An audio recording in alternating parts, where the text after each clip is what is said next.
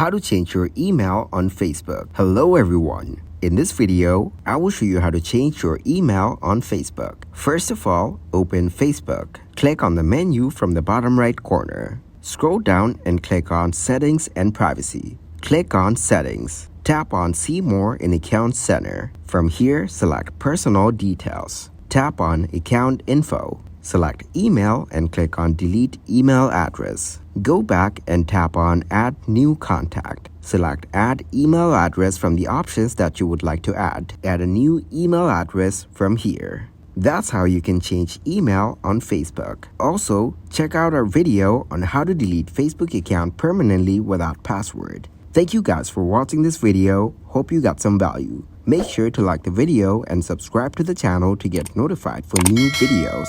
See you in the next one.